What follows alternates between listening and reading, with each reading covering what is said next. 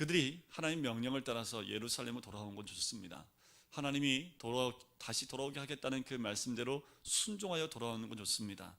그런데 그 작은 무리들의 마음 가운데 하나님의 성전을 재건하겠다는, 그리고 다시 건축하겠다는 그 열망이 너무 쉽게 무너져 버린 것을 보게 되는 거지요. 여러분들, 우리의 모습은 어떠십니까? 우리 교회도 다시 예배 가운데 또한 교회가 세워지고 다시 하나님의 나라와 또한 하나님이 역사하시는 교회로 세워 나가려는 그 열망함이 우리들 가운데 있었을 것이라고, 또한 있다고 저는 그렇게 믿습니다. 그런데 그 열망함이 또한 그 갈망함이 식어져 버리면 이 다시 포로기에서 돌아온 이들과 우리와 별반 다름이 없다라는 거지요. 자, 이들을 학개라는 선지자를 통해서 책망하면서 그들의 마음을 다시 성전을 재건하는 그 영적인 부흥으로 인도한 그 과정을 잘 보시면 어쩌면 그 모습이, 또한 그 말씀이 지금 우리 교회에게 던지는 하나님의 음성이 아닐까라는 생각이 듭니다. 이 돌아온 이들이 왜 그 갈망함이 없었다고 얘기하냐면 성경에 보면 그것이 나와요. 바벨론에서 돌아온 유대인들이 한 2달 정도 이들이 와서 성전을 건축하겠다고 열심을 냅니다. 근데 주변에 방해가 있었지요. 그리고 그들은 금방 그 모든 이들을 멈춰버립니다. 얼마의 시간에 동안 멈추게 되냐면 약 16년 동안 그냥 멈춰버리게 됩니다. 그냥 그들이 건축하고 재건하겠다고 모아놨던 모든 것들, 그냥 그 상태, 2달 이후에 한동안 지었던 그 상태, 이제 막 올라가려고 했던 모든 것들을 그냥 스톱하고 흉물처럼 내버려져 있는 성전의 그 모습을 그냥 내버려 뒀다라는 거지요. 요시야 시대에 마지막 신한 부흥이 있고 난 다음에 약 100여 년 정도가 흐르고 난 다음에 다시 이 포로기환에 들어왔던 이들을 통해서 하나님이 다시 부흥의 역사를 일으키려고 하는데, 자, 이 학개와 스가랴는 16년 지난 이후에 이 두 선지자를 통해서 하나님은 다시 그들의 영적 부흥을 회복하기 위해서 하나님의 음성을 선포하기 시작을 합니다. 그 상황을 기술하고 있는 것이 에스라 5장과 6장에 나와 있는 말씀입니다. 그때 당시에 1차 포로 기환 때 돌아왔던 그 5만여 명이 채 안 되는 그 유대인들의 총독으로 바벨론 왕이 이 스룹바벨이라는 사람을 총독으로 세워요. 이 스룹바벨은 누구의 후손이냐 하면 다윗 왕 계열에 있는 후손 중에 한 명입니다. 그를 총독으로 세웁니다. 그 이름 스룹바벨이라는 말은 원래는 바벨론어에서 히브리어로 넘어올 때 번역되어진 그 이름입니다. 스룹바벨. 그래서 에스라서 8장에 보면 스룹바벨의 이름이 세스바살이라는 말로도 나와요. 그러니까 원래 이름이 뭐예요? 세스바살인데 처음에 1장에 그 왕에 의해서 총독을 받을 때 그때 이름은 바벨론어로 되어 있는 스룹바벨로 등장을 합니다. 그러니까 동일한 사람이라고 보시면 됩니다. 이 스룹바벨이 총독으로 있는 그 기간에 이제 16년 동안 모든 건축하는 그리고 재건한 모든 일이 멈추고 16년이 지난 다음에서야 하나님이 두 선지자를 보냅니다. 그게 오늘 말라기 바로 앞에 있는 학개서와 스가랴서를 지은 그 두 선지자를 보내게 되는 거지요. 그 두 선지자를 보내서 백성들의 마음과 다시 그들에게 하나님 주신 그 비전을 불붙게 하는 그 역사를 이 두 선지자를 통해서 이루게 됩니다. 성전도 없어요. 성전이 없으니까 예배도 없겠지요. 예배가 없다는 것은 영적인 것들도 이미 다운되어 있고 죽어 있다는 겁니다. 이들이 16년 동안 영적인 일에 관심이 없어요. 예배를 안 드렸을까? 아니요, 성전이 없었기 때문에 예배를 안 드리진 않았을 겁니다. 그들 나름대로 회당은 지었겠지만, 회당은 준비했겠지만 성전이 없기 때문에 하나님께 온전히 드리는 그 예배는 없었다라는 거지요. 그래서 이들에게 그 시점에서 선지자들을 보낸 겁니다. 그 선지자를 보낼 때 하나님 마음은 어땠을까요? 하나님 마음의 중심은 어땠을까요? 선지자들을 보낼 때 그때 그 선지자들의 음성을 들었던 이 백성들은 무엇을 깨달았어야 될까요? 이스라엘 백성의 그 과거에 있었던 그들이 고난의 길을 들어갈 수밖에 없었던 이스라엘 유대 민족의 그 아픈 과거의 역사를 이들이 다시 기억해내야 됐다라는 거지요. 하나님 마음이 아파하고 하나님 마음에 괴로움이 있을 때 이스라엘 민족 가운데 하나님이 고난을 줄 수밖에 없었던, 그리고 그들에게 아픔을 줄 수밖에 없었던 이스라엘 민족의 그 아픔들을 이들은 깨달았어야 되고 정신을 바짝 차릴 수밖에 없는 그 상황이 되어야 됐던 겁니다. 이 같은 격동의 시간 가운데 학계의 메시지는요, 1장에 이들에게 선포되어져 있는 굉장히 중요한 말씀이 1절부터 15절까지 자세히 기록되어져 있습니다.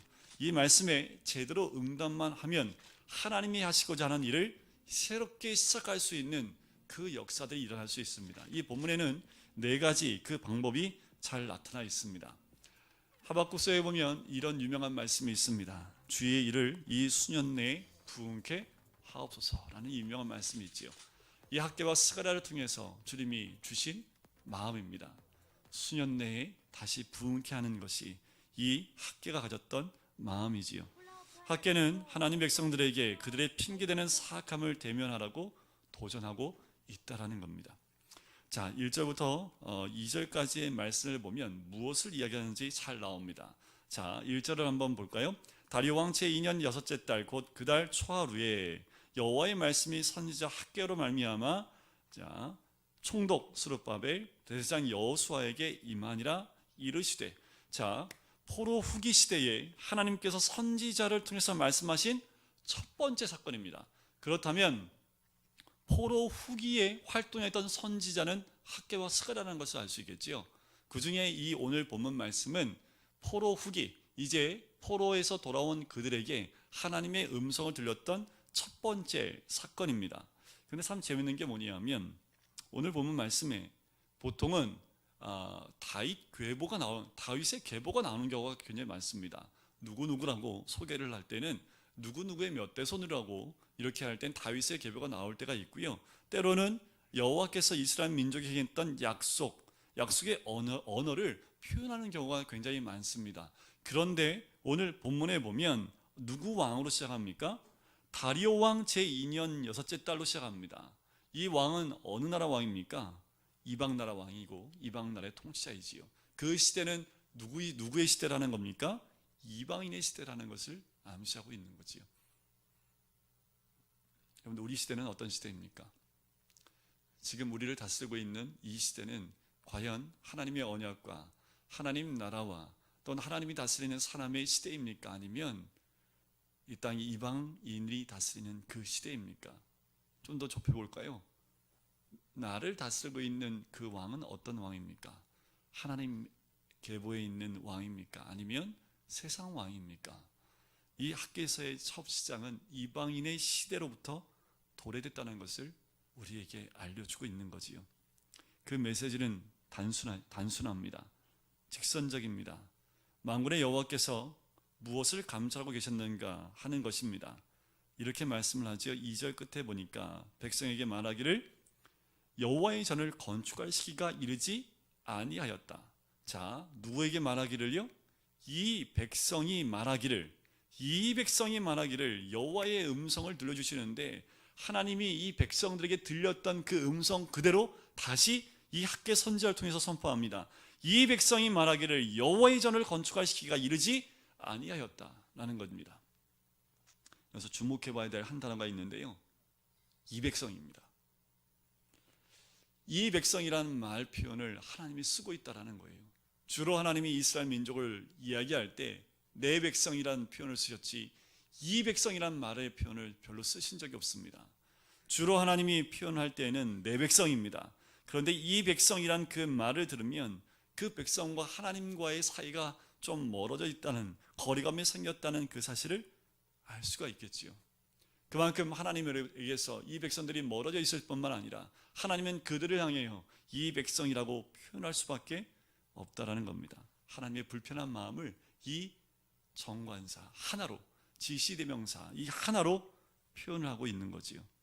성전을 다시 건축할 시기가, 건축한 일을 시작할 때가 아직 되지 않았다라고 이들이 한탄하고 있는 거예요.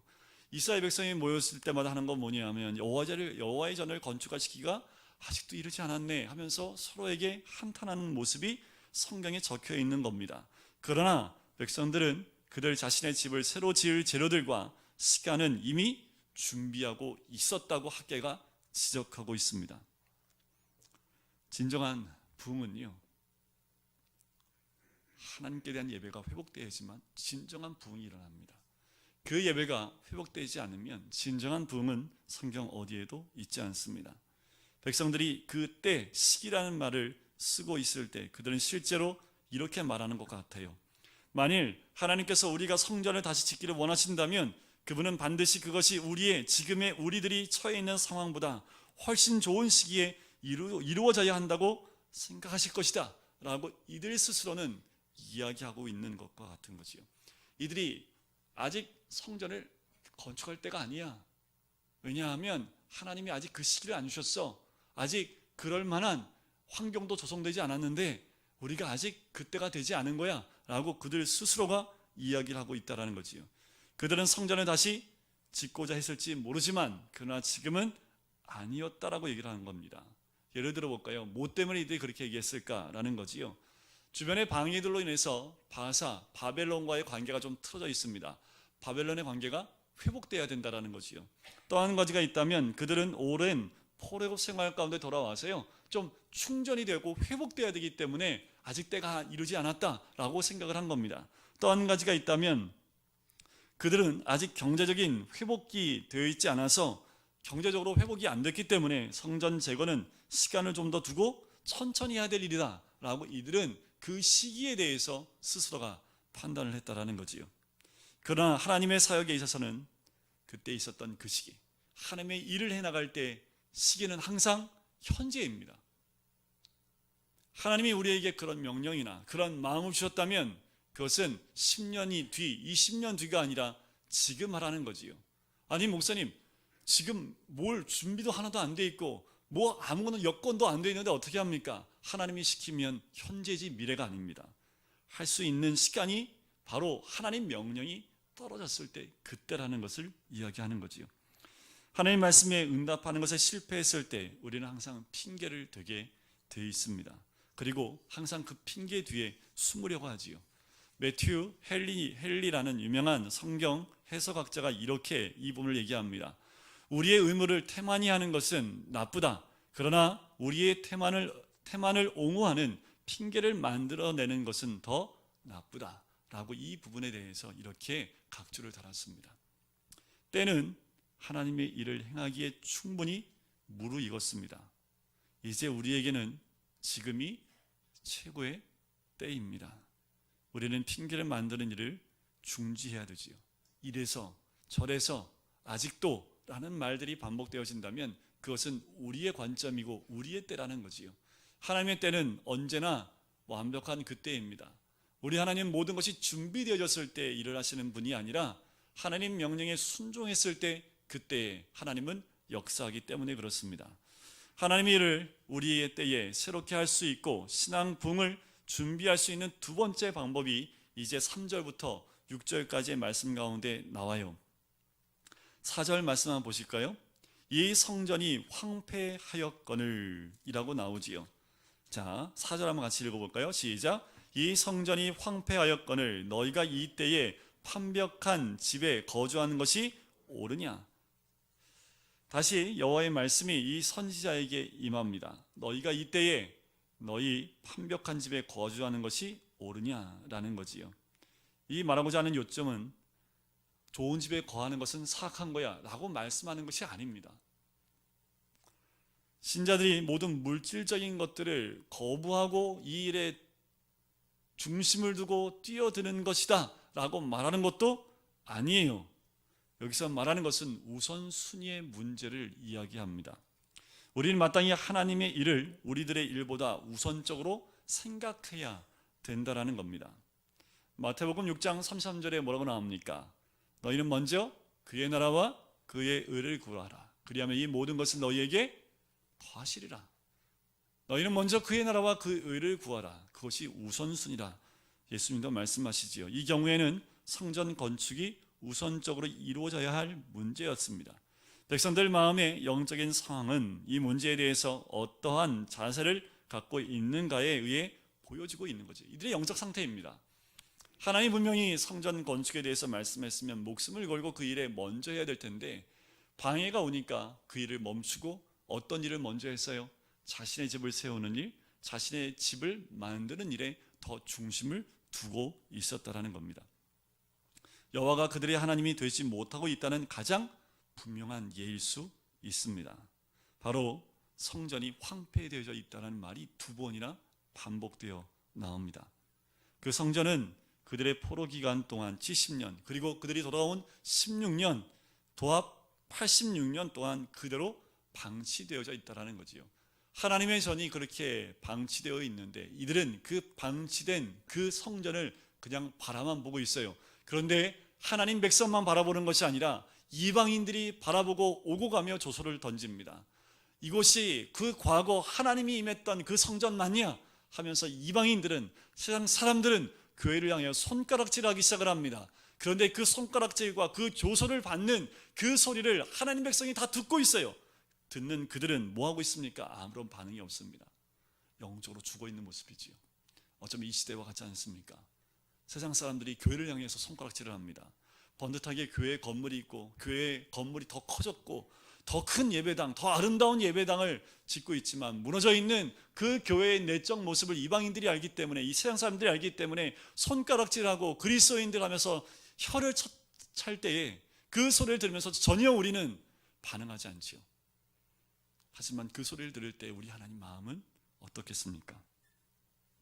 하나님의 집을 소홀히 방치해 두는 것, 하나님께 대해 반역하는 것과 똑같은 것이었습니다. 왜냐하면 말씀하신 것을 전혀 행하지 않고 있었기 때문이라는 거지요. 분명히 하나님 음성을 주셨고 하나님의 일과 그 뜻을 알려주셨는데 그들은 전혀 하지 않았다는 겁니다. 하지 않았다는 것은 하나님의 사역에 반역하고 있다는 것과 똑같은 거지요. 궁극적으로 이 같은 태도는 그들의 모든 일에서 하나님을 하나님으로 여기는 것을 거부했던 그 행위였습니다. 왜 그들은 그 상황을 인해서 하나님께 도움을 구하고 성전 건축의 어려움 때문에 하나님께 부르짖는 기도가 시작되어야 될 텐데 부르짖는 기도도 했다는 이야기가 에스라서를 봐도 나오지 않습니다. 우리가 지금이 어떤 시대입니까? 지금 우리가 해야 될 것, 무너져가는 이 교회들, 그리고 욕을 먹고 있는 이 기독교를 향해서 우리가 하나님의 도움을 구하고 울부짖고 기도할 그때에 우리는 그냥 그 소리만 듣고 큰일 났다고만 이야기하고 멈춰있는 것이 우리의 모습은 아닙니까? 어쩌면 이 시대를 향해서 학개와 같은 선지자들을 이 땅에 보내려고 하는 마음이 우리 주님의 마음이 아닐까요? 어떻게 그들은 그들의 삶을 위해서는 그토록 많은 것들을 사용할 수 있었을까요? 그들은 자신의 집을 완벽한 집으로 짓고 살았던 거지요. 어쨌든 하나님의 성전은 어떤 상태였습니까? 황폐된 상태로 남아져 있었다라는 거지요. 이제 우선순위를 뒤바꾼 하나님 백성들에게 무엇이 일어났는가를 봐야지요. 그들은 많이 뿌렸는데 적게 거두었다라고 얘기합니다. 많이 먹어도 배부르지 못하며 마실지라도 흡족하지 못하며 많이 벌어도 남는 것이 없다라고 얘기합니다. 사실 이들의 삶이 그렇게 되었습니다. 백성들의 영적인 도덕적인 상태와 그들의 물질적 경제적 상태와의 사이에는 분명한 연결점이 있다라는 거지요. 내 영이 무너져 있으면 내 육적인 삶도 무너지게 되어 있습니다. 내 영이 무너져 있는데 육적인 모든 것이 풍족하고 더 축복을 받고 있다. 그것은 맞지가 않아요. 성경 구석구석을 보면 영적으로 무너져 있는 그 시대는 하나님의 재앙과 하나님의 심판과 징계가 있었던 시대이기 때문에 결코 쉽지 않은 삶을 살 수밖에 없습니다. 예를 들어 볼까요? 에덴 동산으로 거꾸로 한번 올라가 볼까요? 아담과 하와가 죄를 졌을 때 그 죄 가운데, 그 저주 가운데 이것이 있었습니다. 거기에 땅은 사람 때문에 저주를 받았다라고 얘기하지요. 아무리 농사를 져도 엉겅퀴가 나옵니다. 가시나무가 그 땅을 덮게 되어 있지요. 인간들의 사악함 때문에 이 땅에 무엇이 임했습니까? 홍수가 임했던 것을 우리는 기억을 합니다. 그런데 북한 땅을 보십시오. 예수 믿는 사람들을 잡아 죽이고 예수 믿는 사람들을 탄광 속에 집어넣고 빛을 못 보게 하는 저 북한 땅의 모든 땅들 한번 보세요. 비옥한 땅이 한 군데도 없습니다. 하나님을 거부하고 하나님을 저주했던 그 나라들은 그 땅이 비옥한 땅으로 있었던 땅이 단 하나도 없습니다. 저주받은 땅이 됐지요. 숲을 이룰 수가 없고 곡식을 낼 수 없는 땅으로 다 바뀌어 버렸습니다. 영적인 것과 육적인 것이 연결되어 있어요. 오직 장차 오실 예수 그리스도께서만 이 모든 피조물을 다시 회복하게 하는 귀한 은혜가 있을 줄 믿습니다. 그들이 하나님 일을 새롭게 할 때가 되었지요. 우선순위의 질서를 전체적으로 새롭게 해야 될 때가 되었습니다. 어쩌면 이것이 오늘 이 땅을 살고 있는 우리 모든 그리스도인들이 다시 우선순위를 다시 잡고 시작해야 될 때가 이때라고 저는 믿습니다. 자, 이제 7절부터 11절까지의 말씀을 보면 더 구체화된 말씀이, 책망의 말씀이 또 나와요. 자, 7절 말씀 한번 보세요. 7절 말씀을 보니까 이렇게 나오지요. 만군의 여호와가 말하노니 너희는 자기 행위를 살필지니라. 5절 한번 보실까요? 5절을 보니까 어떻게 나옵니까? 그럼 우리 이제 만군의 여호와가 이같이 말하노니 너희는 너희 행위를 살필지니라. 똑같은 말이 두 번 반복되어지는 것을 볼 수 있습니다. 우리 행위를 살피라는 거지요. 순종하면 어떻게 하겠다고요? 그렇게 순종하게 되면 나타나는 것이 8절 말씀에 분명히 등장합니다. 어떻게 하겠다고요? 그것을 통해서 내가 그것으로 말미암아 기뻐하고 또 영광을 얻으리라 라는 거지요. 하나님께서 본질적으로 건물에 의해 기뻐하고 감동받는다는 뜻이 아니에요. 건물은 그냥 건물입니다. 하지만 그 건물 안에서 그들이 하나님께 드리는 예배가, 또한 그분께 드리는 찬양이 회복되어져 모든 영광을 주님께 올려드리기 때문에 그 순종은 하나님이 받으실 만한, 그리고 그것이 결국 하나님을 기쁘시게 하는, 그의 이름을 높이게 된다는 그 뜻과 같습니다. 순종하게 되면 이런 결과가 따라와요. 그런데 불순종하면 어떻게 될까요? 불순종의 대가가 그 다음에 9절부터 또 나옵니다. 간단하게 요약하면 이래요. 물품들이 결핍됩니다. 그리고 소산물들이 결핍되고요. 음식물이 떨어져 나가기 시작을 하고요. 생활에 필요한 돈들이 부족하게 시작을 한다는 겁니다. 더 나가서 어떻게 돼요? 11절을 보세요. 더 나가서 맨 끝에 손으로 수고하는 모든 일에 뭐가 들게 해요? 한재, 바로 가뭄이 들게 한다는 겁니다. 만일 우리가 현재 겪고 있는 사회 문제들을 제대로 보지 못한다면 우리 역시 그 상황의 중요성을 깨닫지 못하는 실수를 범하게 될 것입니다. 여러분들 어떠세요? 지금 이 땅 가운데 들리는 이야기가 살기 좋다는 얘기를 더 많이 합니까? 매년 살기 더 어렵다는 얘기를 더 많이 합니까? 헬조선, 탈조선, 별의별 얘기가 많이 나옵니다. 이 땅엔 소망이 없다라는 청년들의 얘기가 나오고요. 이 땅에선 꿈이 없다. 그래서 이 한국 땅을 떠나고 싶다고 말하는 사람들이 너무도 많습니다. 여러 가지 사건으로 자녀를 잃은 그 부모의 찢어지는 가슴들이 있고요. 여전히 들리는 이야기에 의하면 이 땅 가운데, 우리의 마음 가운데 정말 흡족한 이야기들이 전혀 나오지 않습니다. 왜 이런 일들이 반복해 나올까요? 이런 것을 보면서 우리가 깨달아야 된다는 거지요. 이런 환경들을 보면서 우리가 깨달아야 된다는 겁니다. 이 모든 것이 어디서부터 비롯됐을지, 이런 사건들이 왜 나오기 시작하는지를 우리가 다시 한번 돌이켜 봐야 된다는 거지요. 결국 누구 때문일까요? 예수를 믿고 있는 나 때문입니다. 우리가 제대로 주의 말씀대로 하나님의 뜻을 행하고 있다면 이 땅 가운데 주의 복이 임하겠지요. 하지만 예수를 믿는 수없이 많은 사람들이 하나님의 전을, 그 예배를 회복하지 못하고 각자의 삶에만 집중하다 보니까 점점 하나님 뜻은 사라지고 각자의 집만을 바라보는, 각자의 완벽한 집만 세우는 것을 나가니까 어떻게 해요? 점점 영이 하나님에서 떠나니까 이 육적인 삶이, 이 나라 민족이 점점 하나님이 원치 않는 방향으로 갈 수밖에 없는 거지요. 12절부터 나오는 말씀을 보세요. 참 놀라운 일이 나오는데 12절 한번 같이 읽어볼까요? 12절 말씀입니다. 시작. 스알디엘의 아들 스룹바벨과 여호사닥의 아들 대제사장 여호수아와 남은 모든 백성이 그들의 하나님 여호와의 목소리와 선지자 학개의 말을 들었으니 이는 그들의 하나님 여호와께서 그를 보내셨습니다. 백성이 다 여호와를 경외하며. 참 놀라운 것은 이 말을, 이 하나님의 음성을 이 학개가 선포하는 말씀을 듣자마자 놀라운 효력이 나타났다는 겁니다. 참 이 말씀은 성경 말씀에 그렇게 흔치 않은 말씀입니다. 이걸 좀 기억해 놓으셨으면 좋겠어요. 이 안에 그들의 총독이었던 스룹바벨, 대제사장이었던 여호수아, 그리고 남은 모든 백성들이 이 여호와의 목소리를 들었고 학개의 말을 들었다라는 겁니다. 들었다는 말은 무엇을 의미합니까? 순종했다라는 거지요.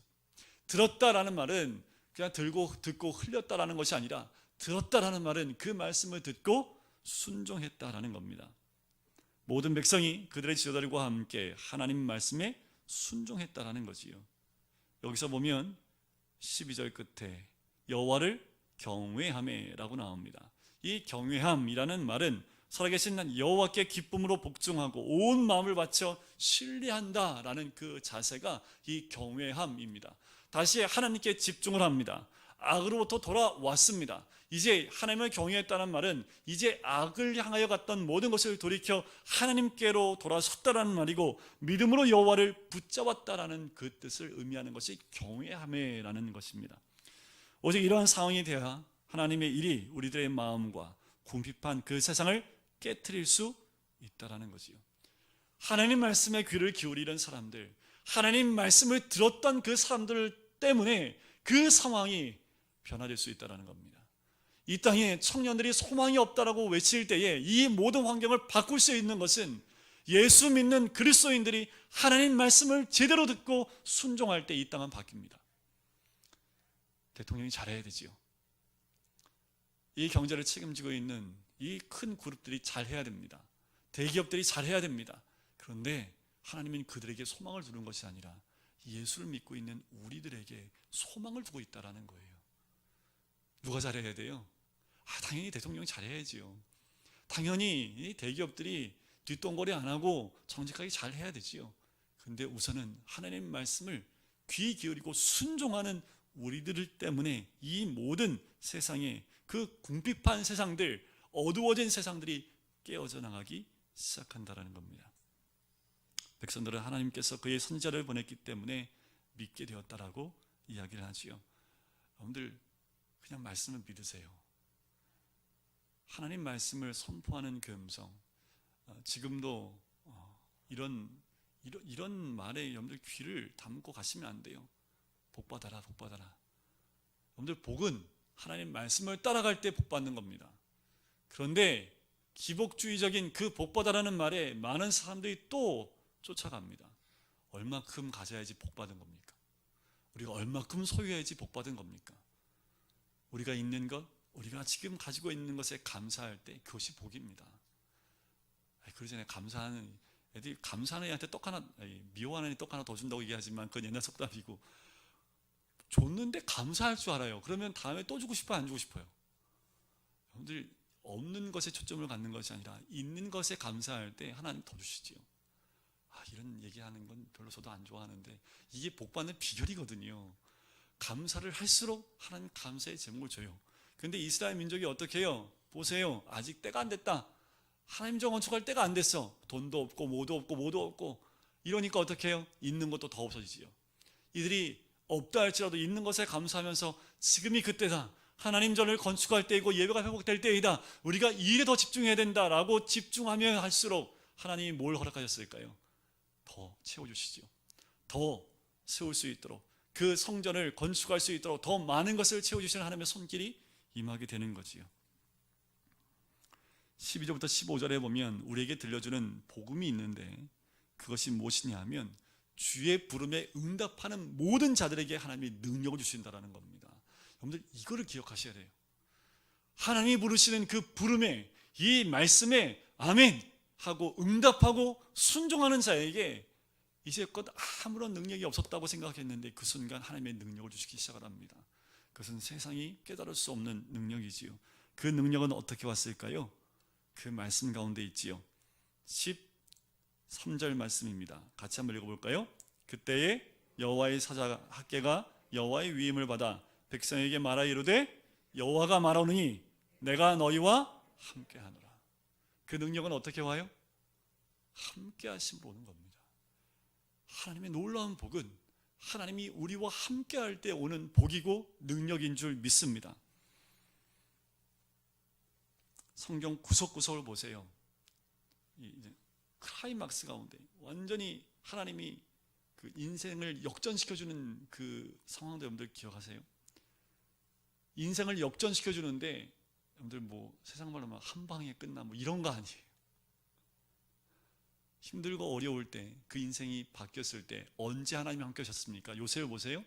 노예로 있을 때, 감옥에 갇혔을 때입니다. 그때 하나님이 그를 감옥에서 총리로 옮기신다라는 겁니다. 인생의 반전이 일어났을 때가 언제입니까? 하나님이 함께하고 계실 때입니다. 다윗은 어떻게 합니까? 10년이 넘도록 광야로 쫓겨다니고 죽일 고생을 하는데 한순간 하나님이 그를 어디로요? 왕국으로 옮겨버리신다라는 거죠. 언제였을까요? 하나님이 그 죽을 고생하는 그 시간 함께할 그때에 하나님이 능력을 주셨고 그 상황을 역전시켰다라는 겁니다. 제발 이러지 않았으면 좋겠습니다. 우리의 시간과 그 힘을 하나님께 적선하듯이 그냥 하나님께 그렇게 드리는 걸 좀 멈췄으면 좋겠어요. 남는 시간 드리고 남는 힘 조금 드리고 하나님께 다 드렸다고 하는 것, 하나님 적선받는 분 아닙니다. 하나님은 첫 것을 원하시지요. 첫 열매를 원하십니다. 힘의 첫, 그리고 물질의 첫 것, 그리고 시간의 첫 것을 원하시는 분이 하나님입니다. 우리가 써 남은 시간, 써 남은 힘, 이걸 원하시는 것이 아니라 내 모든 것의 첫 번째를 주님께 드리는 것. 삶이란 다 힘들고 어렵지요. 핑계 댈 필요가 없습니다. 어디에 내 마음을 우선순위로 두느냐가 참 중요하지요. 그래서 무어라는 분이 이런 말을 했대요. 참 공감되는 말인데요. 잘 들어보세요. 우리가 생활 가운데서 겪는 사건들은 하나님께서 우리에 대해 어떻게 생각하시는가를 적어놓은 상형 문자 서판과 같다. 무슨 말인지 아세요? 여러분들 우리 오늘도 사건들 많이 있으셨지요. 근데 이 사건들이 다 뭐냐 하면 하나님께서 우리에게 어떻게 우리를 생각하고 있는가를 알려주는 상형 문자예요. 상형 문자 보면 이해가 가십니까? 안 가십니까? 뭔 말인지 모르잖아요. 그죠? 그 해석하려면 누가 필요해요? 고고학자가 와야죠. 그 상형 문자를 알고 있는 고고학자가 와서 이렇게 해석을 해야 되잖아요. 그 뒤이어서 이분이 이렇게 얘기해요. 그것을 판독할 수 있는 열쇠는 성경에 있다. 여러분, 우리 삶 가운데 있는 모든 사건들은 우리가 깨달지 못할 뿐이지 하나님의 뜻이 다 숨겨져 있습니다. 우리에게 이미 말씀하고 있어요. 어떻게 해석이 가능해요? 그것이 성경 안에 다 기록되어 있다니까요. 그것을 통해서 우리 안에 있는 사건들, 우리 삶에 있는 사건들을 해석하기만 하면, 그것이 하나님의 마음의 뜻이 무엇인지 알기만 하면 우리의 삶은 그 뜻대로 순종해 가기만 하면 됩니다. 우리 삶 가운데, 이 땅 가운데 인플레이션이 있습니까? 장애물, 흉작, 금전가치의 하락, 세계 주변의 영적인 여러 가지 사건들 등과 싸우기를 갈망하는 사람들에게 이 본문은 이렇게 얘기합니다. 우리 집안에 있는 모든 사건들, 모든 영적인 어려움들, 그리고 삶의 어려운 모든 사건들, 그것들과 싸우겠다고 갈망하고 다시 일어나겠다는 모든 사람들에게 오늘 본문은 회개하고 주님께로 돌아올 것과 우리의 우선순위를 바르게 가져야 할 것을 가르쳐주고 있다는 거지요. 우리가 너무 가난하고 때가 적당하지 못하다고 핑계하는 것을 그만두고 이제 주의 날, 주의 때가 됐다는 것을 우리가 선포하고 나갈 때, 바로 지금 하나님께 큰 소리로 부르짖고 기도할 때, 그러면 우리를 통해서 하나님의 역사가 일어나게 될 줄 믿습니다. 오늘 학계는 이스라엘 민족에 대해서 깨우고 있는 거지요. 학계의 말을 듣고요, 어떻게 됐습니까? 그들이 스룹바벨의 마음이, 그리고 여호수아의 마음이, 그리고 모든 백성들의 마음이 다시 갈망함과 뜨거움 가운데 나갑니다. 그것은 어떻게 해요? 그 음성을, 그 나타난 모든 사건들을 학계가 말씀으로 해석해 주니까, 아, 이런 뜻이었구나, 우리가 16년 동안 깨닫지 못했던 것이 이거였구나 하고 그 마음에 갈망함이 생기면서 그들이 성전을 건축해 갑니다. 단 2년 만에 끝내요. 16년 동안 방치했던 그 성전을 단 2년 만에 완성했던 그 사건을 에스라서에 보면 기록되어 있습니다. 우리가 멈춰 있지 않고 주의 뜻을 구할 때 하나님은 응답하려는 사람들을 위해서 은혜로서 새로운 일로 그들을 인도하십니다. 하나님의 일이 우리의 삶 안에서 이루어지고 국가의 삶이 다시 한번 새롭게 되는 것, 그것은 바로 누구로부터 시작하냐 하면 하나님 말씀을 듣고 깨닫고 결단하며 회개함으로 우선순위 가운데 하나님 앞에 모든 걸 두는 바로 나로부터 이 국가는 바뀔 수 있다는 겁니다.